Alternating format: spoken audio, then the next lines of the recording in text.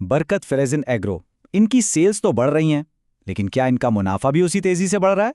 आज हम इनकी ताज़ा तरीन माली कारकर्दगी का जायजा लेंगे और देखेंगे कि मुस्तकबिल के लिए उनके अज़ाइम क्या हैं और क्या वो उन्हें हासिल कर पाएंगे। सबसे पहले जरा इस बड़े अदद पर एक नजर डालें। तकरीबन 4 अरब रुपए। ये बरकत फ्रेजीन एग्रो की सिर्फ 6 महीनों की सेल्स है। इससे अंदाजा होता है कि हम एक बड़े खिलाड़ी की बात कर रहे हैं। लेकिन असल कहानी इस अदद से कहीं ज्यादा है। और हाँ, ये सारी मालूमात कहीं और से नहीं बल्कि सीधा कंपनी की अपनी ऑफिशियल फाइनेंशियल रिपोर्ट से ली गई हैं, जो स्टॉक एक्सचेंज को जमा कराई गई हैं। तो आइए देखते हैं कि कंपनी खुद अपनी कारकर्दगी के बारे में क्या कहती है। तो चलें, सबसे पहले उनकी माली कारकर्दगी का जायजा लेते हैं और देखते हैं कि इन आदादो शुमार के पीछे छुपी असल कहानी क्या है।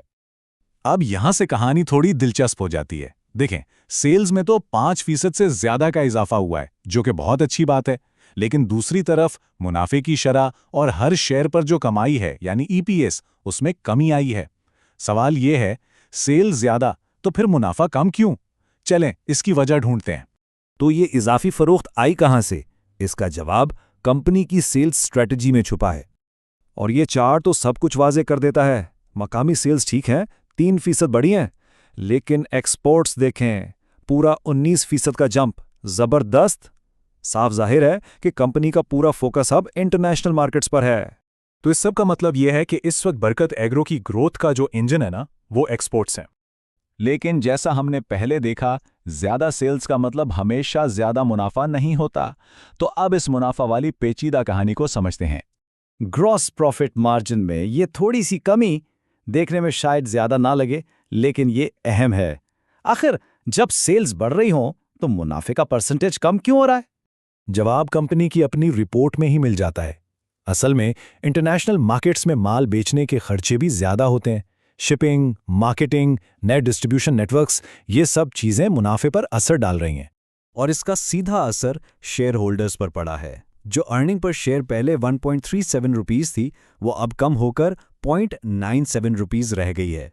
ये इस बात की एक क्लासिक मिसाल है कि मुस्तकबिल की ग्रोथ के लिए जो इन्वेस्टमेंट की जाती है ना, वो शॉर्ट टर्म में मुनाफे को थोड़ा कम कर सकती है।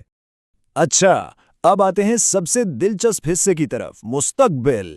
बरकत एग्रो सिर्फ आज की कामयाबी पर खुश नहीं हो रही, बल्कि आगे के लिए बड़ी जबरदस्त प्लानिंग कर रही है। चलिए देखते हैं कि इनके प्लान्स क्या हैं।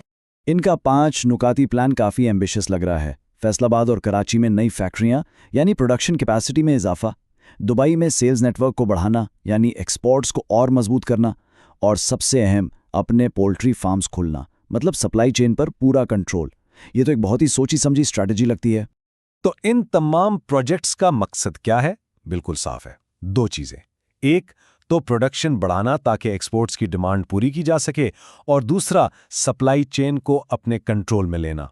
इससे वो लागत भी कम कर सकते हैं और क्वालिटी भी बेहतर। तो इन सब चीजों का आखिरी नतीजा क्या निकलता है?